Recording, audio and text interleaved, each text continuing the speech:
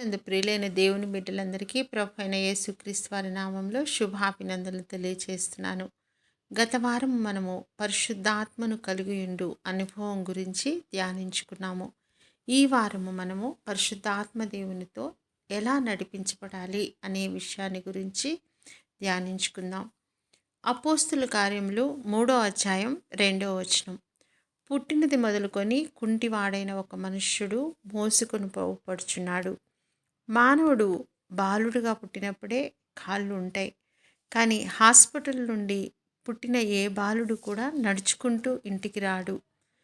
పుట్టిన బిడ్డ కాళ్ళు ఉన్నప్పటికీ ఆ కాళ్ళ మీద శరీరం పూర్తిగా ఆధారపడలేదు కనుక, కాళ్ళకు నడిచేంత బలము లేదు కనుక తల్లిదండ్రులు ఎక్కడికి వెళ్ళినా ఎత్తుకొని తీసుకుని వెళ్తారు. కాళ్ళలో బలం రావాలంటే పౌష్టిక ఆహారం తీసుకోవాలి. మరి ఖచ్చితంగా కొంత సమయం పడుతుంది. విశ్వాసి కూడా బాల్య దశలో తన స్వంత కాళ్ళ మీద తన స్వంత నిర్ణయాలతో నడవలేడు. వాక్యం ద్వారా పోషించబడాలి. బిడ్డ పాలతో పోషించబడినట్లు వాక్యం ద్వారా విశ్వాసులు పోషించబడాలి. వాక్యం చదువుట ద్వారా పోషించబడ్డ అనేది విశ్వాసి యొక్క ప్రాథమిక దశ. దేవునితో సహవాసం చేయటం ద్వారా ఆత్మదేవుని ద్వారా మనం నడిపించబడతాము. ఆత్మ ద్వారా నడిపించబడినప్పుడు మనం ఆత్మ ఫలాలు ఫలిస్తాము. ఆత్మ ద్వారా నడిపించబడుతున్నాము అనుటకు ఒక నిదర్శనం, ఒక సూచన ఏంటంటే మనం ఆత్మ ఫలాలను కలిగి ఉండుట.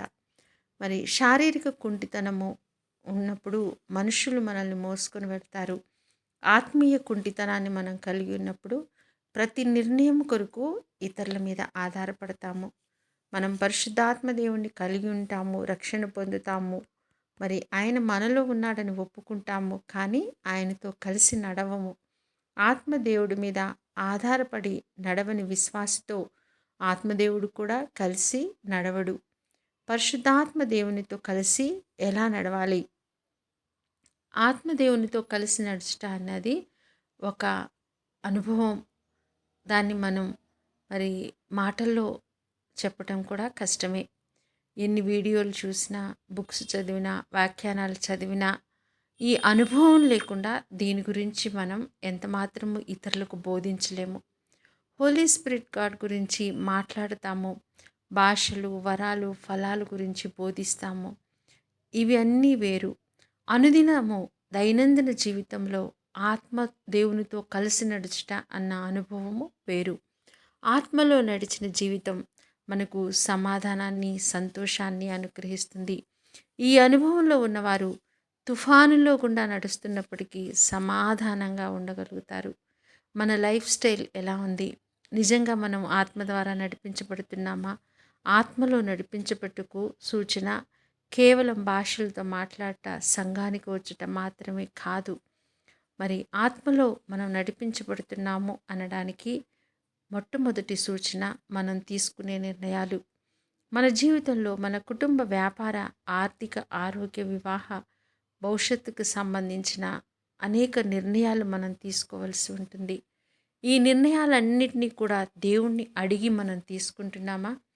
యేసుక్రీస్తు ప్రభు ఈ లోకంలో జీవించినప్పుడు శిష్యులలో ఒకరిగా జీవించాడు. పునరుద్ధారుడైన తర్వాత మన కొరకు తండ్రి కుడి పార్శ్వమున కూర్చుండి విజ్ఞాపన చేయుచున్నాడు. ఆయన స్థానంలో మనతో ఉండుటకు ఆత్మదేవుణ్ణి మన కోసం పంపించాడు. మన జీవన విధానాన్ని బట్టి మనం 2 కోవలకు చెందిన వారం అవుతాము. మొదట కోవ శరీర సంబంధులు, రెండవది ఆత్మ సంబంధులు.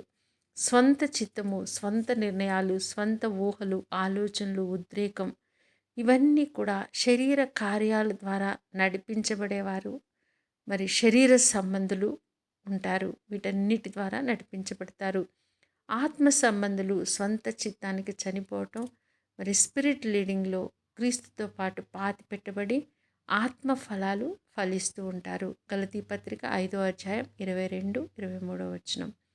వీటన్నిటికీ ఒక ఆదర్శం, మాదిరి ఎవరంటే యేసుక్రీస్తు ప్రభు. యోహాను సువార్త 15వ అధ్యాయం 10వ వచనం. తండ్రి చిత్తము చేయుట, తండ్రి గీసిన గీత యేసయ్య దాటలేదు. క్రీస్తును పోలి మనం నడుచుకోవాలి. ఈ ఆధునిక యుగంలో సెకండ్ ఒపీనియన్కి చాలా విలువిస్తున్నాము. ఒక ఒక సలహా కొరకు ఇద్దరు ముగ్గురిని సంప్రదించి మనం నిర్ణయాలు తీసుకుంటాం. క్రీస్తు ఈ లోకంలో సంపూర్ణ మానవునిగా ఉన్నప్పటికీ పూర్తిగా దేవుని మీద ఆధారపడ్డాడు. సంఖ్యాకాండం 19వ అధ్యాయం 17, 18, 22 వచనాల్లో ఇజ్రాయేలీలు మేఘము కదిలినప్పుడు కదిలారు. మేఘము ఒకరోజు, ఒక నెల, ఒక సంవత్సరం కనపడకపోతే వారు ఎంతమాత్రం కూడా ప్రయాణం చేసేవారు కాదు. ఆత్మదేవుడు పగలు మేఘస్తంభముగా, రాత్రి అగ్నిస్తంభముగా వారి ముందు నడిచాడు. ఆత్మదేవుని అనుమతి లేకుండా వారు ఒక్క అడుగు కూడా ముందుకు వేయలేదు.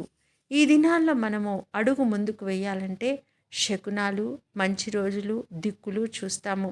మంచి ముఖం కనిపించాలి, గేదెలు, ఆవులు, పిల్లులు కనపడాలి, మరి పాలు పొంగించటం, మరి కొన్ని రకాలైనటువంటి లోక సంబంధమైన ఆచారాలు కూడా పాటించేటువంటి ఇదిగా క్రైస్తవ జీవితం దిగజారిపోయింది.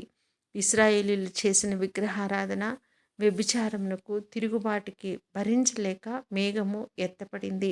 అప్పుడు ఎత్తబడిన మేఘము అపోస్తుల కార్యం 2వ అధ్యాయంలో అగ్ని రూపంలో తిరిగి మానవుల్లోనికి ప్రవేశించుట కొరకు మేడగదిలో కుమ్మరించబడ్డాడు. యేసు శరీరధారిగా కన్య మరియ గర్భంలోకి ప్రవేశించినట్లు మేడగదిలోనికి ఆత్మ ప్రత్యక్షత జరిగింది. ఆత్మదేవుడు అగ్ని రూపంలో మానవుని తాకాడు. అగ్ని జ్వాలలు నాలుకల రూపంలో 120 మందిని కాల్చినట్టు మనం చూస్తున్నాం. అగ్నితో కాల్చబడిన ఆ శరీరాలు దేవుని ఆలయాలుగా మారాయి. వారికి స్వంత నిర్ణయాలు లేవు. ఆత్మదేవుని ఆజ్ఞ లేకుండా వారు సువార్తను బోధించలేదు. వారు శరీర సంబంధులుగా మరణించారు, ఆత్మ సంబంధులుగా జీవించారు. గోధుమ గింజ భూమిలో పడింది, చచ్చిపోయింది, తిరిగి నూతన రూపంలో మొలిచింది.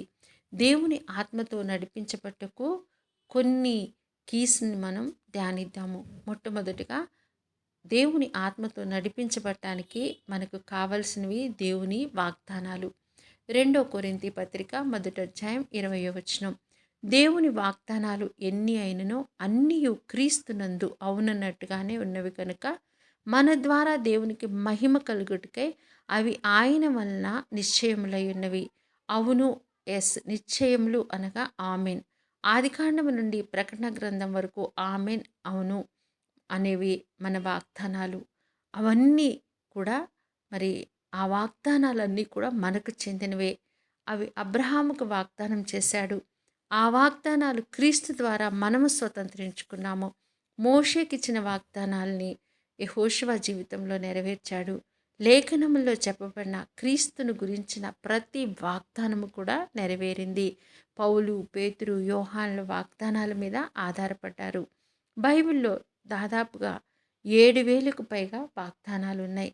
అవి ఎన్నడూ మారవు, గతించవు. భూమి ఆకాశాలు గతించినా ఆయన మాట ఎన్నడూ గతించదు. దేవుని ప్రజలు నాశనం అవుతున్నారు.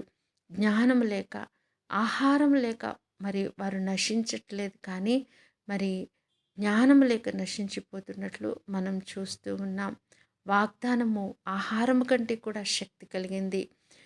హోషేయ గ్రంథం 4వ అధ్యాయం 5వ వచనాల్లో వాగ్దానాలని మరిస్తే నేను మిమ్మల్ని మరుస్తాను అని అక్కడ దేవుడు ఒక హెచ్చరికనిచ్చినట్లు మనం చూస్తూ ఉన్నాం. యోబు గ్రంథం 23వ అధ్యాయం 12వ వచనంలో ఆయన నోటి మాటలను నా స్వభిప్రాయము కంటే ఎక్కువగా ఎంచితిని అని యోబు చెప్తున్నాడు. యోహాను సువార్త 8వ అధ్యాయం 27వ వచనం. మీలో వాక్యమునకు చోటు లేదు కనుక నన్ను చంపవలనని వెతుకుచున్నారు. ఈ దినము చాలామంది విశ్వాసులు వాక్యం చదవక, వాక్యాన్ని ప్రేమించకపోవటం ద్వారా తమలో ఉన్న ఆత్మను ఆర్పివేస్తున్నారు. భార్య భర్త కలిసి జీవించాలంటే ఒకరి మాట ఒకరు గౌరవించుకోవాలి. పిల్లలు తల్లిదండ్రుల మాట వినాలి. ఇది సామాన్యమైన ఒక సిద్ధాంతం. దేవుని నోటి మాట, ఆయన వాక్యాన్ని గౌరవించకుండా ఆయనతో నడవటం అన్నది అసంభవం. అది ఎంత మాత్రం సాధ్యము కాదు. కనుక పరిశుద్ధాత్మ దేవునితో మనం కలిసి నడవాలంటే ఆయన వాగ్దానాల్ని, దేవుని వాక్కును మనం ఆధారం చేసుకోవాలి. రెండవది, ఆత్మదేవుణ్ణి మన బోధకుడుగా మనం అంగీకరించాలి. ఆయనే మన బోధకుడు. జరగబోవునివి మనకు బయలుపరుస్తాడు. ఆయన మనకు ఉపదేశం చేస్తాడు. మనం నడవవలసిన మార్గాన్ని మనకు బోధిస్తాడు. కుడి ఎడమలకు తొలగకుండా మనల్ని ఆయన కాపాడుతాడు. ఆయన గొర్రెలు ఆయన స్వరం ఉంటవి. నీవు ఆయన గొర్రెవేనా? అయితే ఆయన నీ బోధకుడు. మనం సర్వసాధారణంగా 3 స్వరాలు వింటూ ఉంటాము. సొంత స్వరం శరీర సంబంధమైంది, రెండవది అపవాది స్వరం, మూడవది స్పిరిట్ ఆఫ్ గాడ్ పరిశుద్ధాత్మ దేవుని స్వరం. అపవాది స్వరము వాక్యానికి విరుద్ధంగా ఉంటుంది. అతన్ని క్షమించొద్దు, ఆపు తీర్చొద్దు, పనులు కట్టద్దు, కోపం చేయి, పాపం చేయి, దొంగతనం చేయి, అబద్ధం చెప్పు అని ఇలాంటివన్నీ కూడా వాక్యానికి విరుద్ధమైన మాటలు అపవాది నుంచి విడుదలవుతాయి. అది అపవాది స్వరముగా గుర్తించి మనం వాటిని నుండి దూరంగా ఉండాలి. మరి మన స్వంత స్వరమా దేవుని స్వరమా అన్నదానికి తేడా ఎలా మనం గమనించాలి. గలతీ పత్రిక 5:17 శరీరం ఆత్మకు, ఆత్మ శరీరమునకు విరోధము, ఒకదానికి ఒకటి వ్యతిరేకము. మన చింత యావత్తు దేవుని మీద వేయటం, దేవుని ఆలోచన అయితే ప్రతిదాని గురించి చింతించటం మానవుని ఆలోచన. ఆత్మకు వ్యతిరేకమైనది శరీర స్వభావము. శరీర స్వభావాన్ని కలిగిన వాళ్ళు శరీర సంబంధమైన ఆలోచనల ప్రకారమే నడుస్తారు. మత్తయి సువార్త 17:4 రూపాంతరపు కొండ మీదకు క్రీస్తుతో కూడా మరి పేతురు, యాకోబు, యోహాన్లు వెళ్ళారు. వారు ఒక ఆత్మ సంబంధమైన దర్శనాన్ని చూశారు. పేతురు మనం ఎప్పుడు ఇక్కడే ఉందామో పర్ణశాలలు కట్టుకొని అని మరి క్రీస్తుతో మాట్లాడినట్లు మనం చూస్తున్నాం. మరి అక్కడ ఆత్మ సంబంధమైన దర్శనం చూసినప్పటికీ పేతురు శరీర సంబంధిగా రియాక్ట్ అయ్యాడు. తండ్రి స్వరం వినడానికి యేసయ్య వెళ్ళాడు. ఆ బలముతోనే యేసయ్య శిలువ కార్యం చేయగలిగాడు. మరి పేతురు అక్కడే ఉండిపోవాలనుకున్నాడు. మనం దేవుని ప్రసన్నతతో ఎల్లప్పుడూ ఉండాలని కోరుకుంటాము, అది మంచిదే. ఆ బలముతో సర్వలోకానికి వెళ్ళి సర్వ సృష్టికి సువార్తను ప్రకటించటం దేవుని చిత్తమైంది. నీవు చూసిన ప్రతి దర్శనంలో నీకు ఒక బోధ ఉంటుంది, ఒక హెచ్చరిక ఉంటుంది, ఒక డైరెక్షన్ ఉంటుంది. అపోస్తుల కార్యం 5వ అననీయ సప్ఫీరాలు నిర్ణయం పొలం అమ్మి అపోస్తులకి ఇవ్వడం. మరి ఇది ఆత్మ సంబంధమైనటువంటి నిర్ణయం. కొంత దాచుకొని అబద్ధం చెప్పుట వారి శరీర సంబంధమైన స్వంత నిర్ణయం. దేవుడు చెప్పిన దానికి యాడ్ చేయటం, కల్పించటం, మరి కొంత దాచుకోవటం, ఈ శరీర సంబంధమైన స్వరాన్ని వారు విన్నారు. వారి స్వంత స్వరము కొంత, దేవుని స్వరం కొంత కలపటానికి చూశారు. అది ఆత్మ దేవుని బోధ ఎంత మాత్రం కాదు. మరి మూడవది, ఆత్మను దుఃఖపరచకూడదు. ఎఫెసీ పత్రిక 4:30 ఆత్మస్వరము వినకపోవట అవిధేయత. ఆయన సహాయం చేయాలనుకుంటున్నాడు.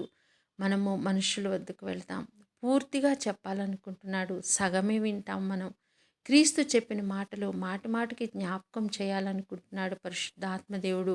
అయితే మనం క్రీస్తు చెప్పిన మాటలు ఈ చెవితో వింటాం, ఆ చెవుల నుంచి విడిచిపెడతాం, మర్చిపోతాం. ఆయన మనలో అయితే ఉన్నాడు కానీ ఏమీ చేయలేకపోతున్నాడు. ఇదే ఆయన దుఃఖానికి కారణం. ఎంతకాలం పరిశుద్ధాత్మదేవుణ్ణి మనం దుఃఖపరుస్తాం, దేవదూషణ ద్వారా ఆయన్ని దుఃఖపెడుతున్నాము. మార్కు సువార్త 3:22 ఆయన మాట వినకుండా, ఆయనతో సహవాసం చేయకుండా, ఆయన్ని నిర్లక్ష్యం చేస్తూ ఆయన్ని దుఃఖపెడుతున్నాము. ఆయన్ని ఎదిరించి మనము నడవలేము, అభివృద్ధి చెందలేము, జీవించలేము, నెమ్మదిని పొందుకోలేము, ఆరోగ్యం పొందుకోలేము, మనకు క్షేమం జరగదు. మన సొంత జ్ఞానం మనల్ని పాతాళానికి తీసుకువెళ్తుంది. కానీ దేవుని మాట మన జీవితాన్ని మార్చివేస్తుంది. ఆయన హృదయం అనే మన ద్వారం దగ్గర నిల్చుండి తడుతున్నాడు. ఆయన సన్నిధిలో ఓపికతో కనిపెట్టి ఆయన స్వరాన్ని మనం విన్నప్పుడు మన జీవితాల్లో అనేక గొప్ప కార్యాలను మనం చూడగలుగుతాము. ఆ స్వరము వినే చెవులు మన దగ్గర ఉంటే ఆయన నమ్మకస్తుడు. మన జీవితంలో చివరి గడియ వరకు ఆయన మనల్ని నడిపించగలుగుతాడు. ఆత్మదేవునితో నడవాలంటే మనం ఆయనతో మాట్లాడాలి. మనం మాట్లాడితేనే ఒక వ్యక్తితో కలిసి జీవించగలుగుతాము. మనం ఆయనతో మాట్లాడినప్పుడు ఆయన మనతో మాట్లాడతాడు. మనతో కలిసి నడవటం మొదలు పెడతాడు.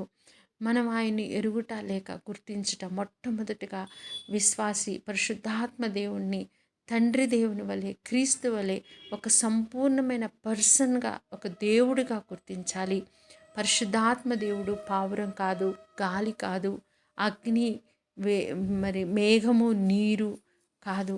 ఆయన వచ్చి పోయేవాడు కాదు. ఆయన పడగొట్టేవాడు కాదు, పడిపోయేవాడు కాదు, కింద పడి దొర్లేవాడు కాదు.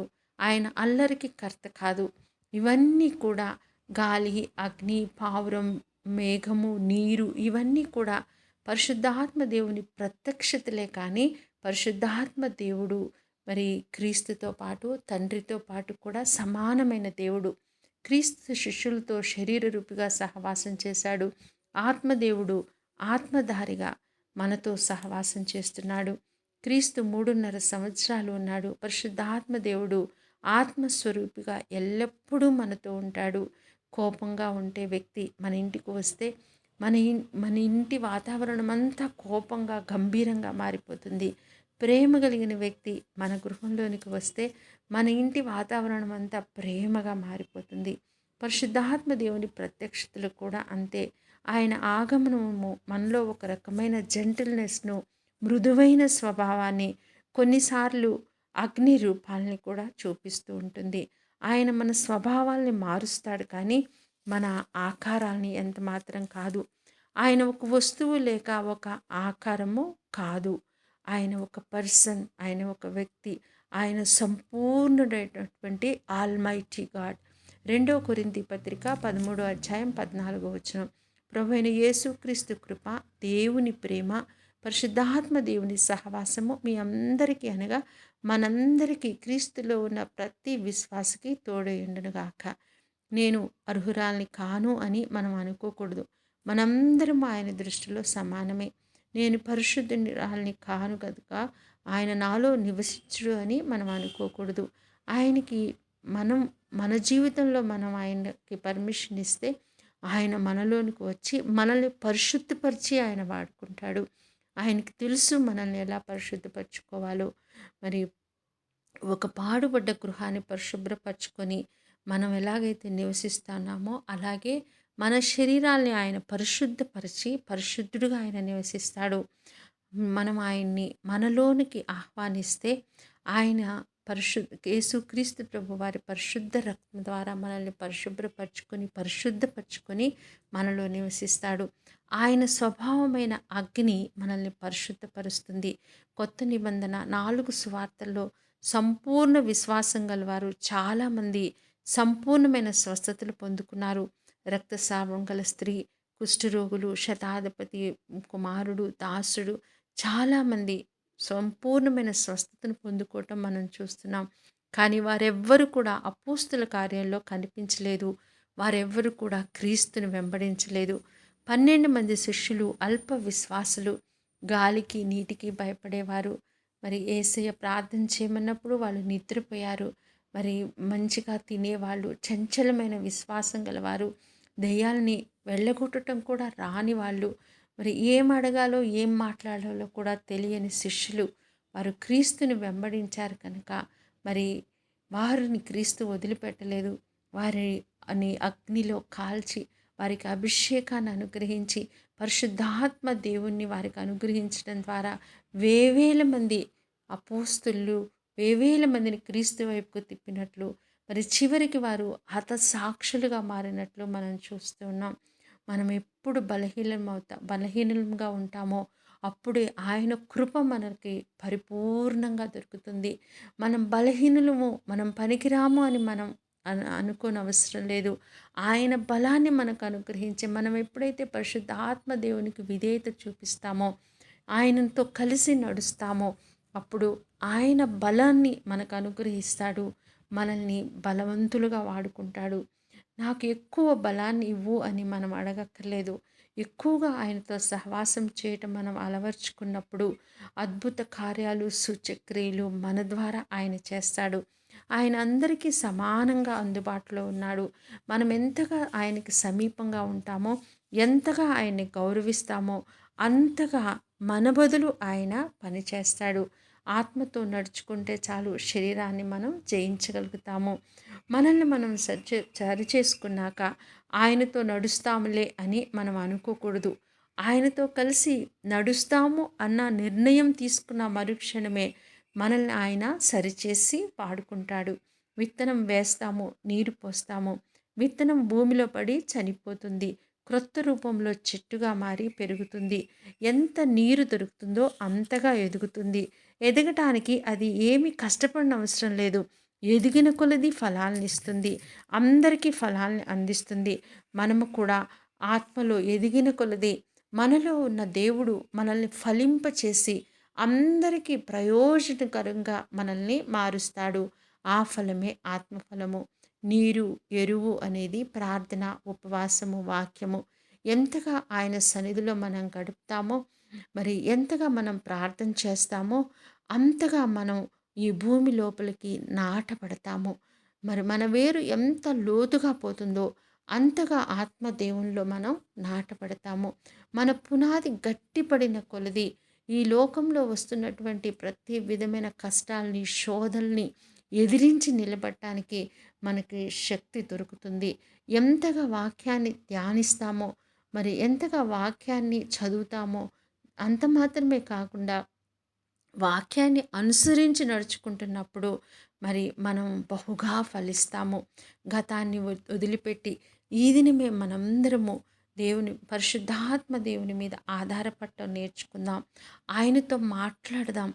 ఆయనతో కలిసి జీవిద్దాం. ఈ జీవితంలో మనం ఏ సలహా కావాలన్నా నిరభ్యంతరంగా ఆయన దగ్గరికి మనం వెళ్ళవచ్చు. ఆయనకి స్వరం ఉంది.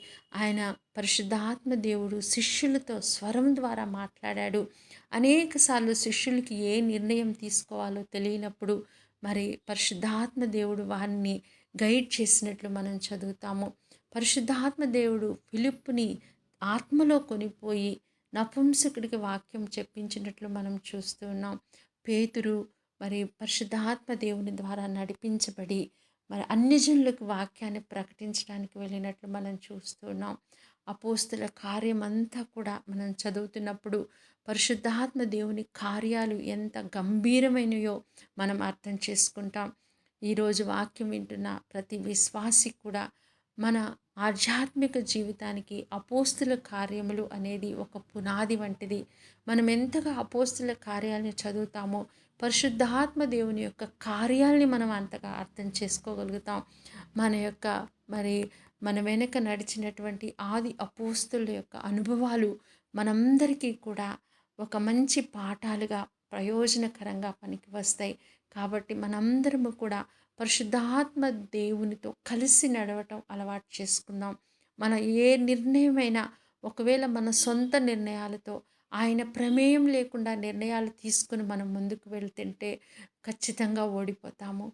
ఎప్పుడైతే మనలో ఉన్న పరిశుద్ధాత్మ దేవుని స్వరము విని మనందరము ఆయన గొర్రెలం కనుక ఆయన స్వరము వినటం మనం అలవర్చుకున్నప్పుడు, ఆయన స్వరం విని మనం నిర్ణయాలు తీసుకున్నప్పుడు జీవితంలో మనం అత్యధికంగా ఫలిస్తాము. ఆయనకి వేరుగా ఉండి మనం ఏమీ చేయలేము. ఆయనలో మనలో ఆయన ఉన్నప్పుడు మాత్రమే మనం బహుగా ఫలిస్తాము. మనం ఫలించడానికి అడ్డుగా ఉన్న పనికిరాని ప్రతి తీగను కూడా ఆయన కాల్చివేసి మనం బహుగా ఫలించినట్లు ఆయన చేస్తాడు. మనం బహుగా ఫలించినప్పుడు తండ్రి మనల్ని చూసి పడతాడు. మరి దేవుని రాకడ అతి సమీపంగా ఉంది. అనేక ఆత్మలు నశించిపోతున్నాయి. ఎప్పుడైతే మనం పరిశుద్ధాత్మ దేవునితో కలిసి నడుస్తామో అనేక ఆత్మలు దేవుని తరపున మనం జయించగలుగుతాం. ఈ లోకంలో మనం ఆయన బిడ్డలంగా, ఆయన కుమారులంగా, ఆయన కుమార్తెలుగా జీవించగలుగుతాం. కాబట్టి మనం ప్రతి చిన్న విషయానికి కూడా ఏ నిర్ణయం తీసుకున్నా కూడా పరిశుద్ధాత్మ దేవుని మీద ఆధారపడి తీసుకోవటం ఈ దినము నుండి మనం అలవర్చుకుందాం. ఎప్పుడైతే మనం ఆయన మీద ఆధారపడి ఆయన స్వరం విని నిర్ణయాలు తీసుకుంటామో ఆటోమేటిక్గా మనం ఆయనతో నడుస్తున్నట్లు మనం గ్రహించాలి. ఆయనతో మనం నడిచినప్పుడు మనం అత్యధికమైన విజయాన్ని పొందుతాం. ఆయనతో మనం నడిచినప్పుడు మన శ్రమల్లో కూడా సంతోషించడం మనం నేర్చుకుంటాం. ఆయనతో మనం నడిచినప్పుడు అనేక ఆత్మలను ఆయన కోసం మనం సంపాదించగలుగుతాం. ఈ వాక్యాన్ని వింటున్న దేవుని బిడ్డలు అందరూ కూడా ఈ దినం నుంచి పరిశుద్ధాత్మ దేవునితో కలిసి నడవాలని, ఆయన అడిగి ప్రతి నిర్ణయం తీసుకోవాలని నేను మనస్ఫూర్తిగా కోరుకుంటున్నాను. తండ్రి పరిశుద్ధుడా, మీ పాదాలకు వందనాలు. ఈ వాక్యం వింటున్న ప్రతి బిడ్డను కూడా మీ ఆత్మతో నడిపించండి అయ్యా. అయ్యా, వారు చేస్తున్న ప్రతి పనిలో కూడా తండ్రి అయ్యా, మిమ్మల్ని అడిగి నిర్ణయాలు తీసుకున్నట్లు మీ ఆత్మ ద్వారా వారిని ప్రేరేపించమని ప్రార్థన చేస్తున్నాను. వాక్యం మీద తండ్రి పునాది వేసుకొని దేవా, వాక్యానుసారంగా వాక్యాన్ని చదవటం కాదు నాయన, వినడం కాదు, దాని ప్రకారం నడుచుకోవటం మాకు నేర్పించమని ప్రార్థన చేస్తున్నాను. ప్రతి బిడ్డను మీ ఆత్మచేత అభిషేకించమని యేసయ్య పరిశుద్ధ నామములో ప్రార్థన చేసి పొంది ఉన్నామని నమ్ముచున్నాం తండ్రి. ఆమేన్. ఆమేన్.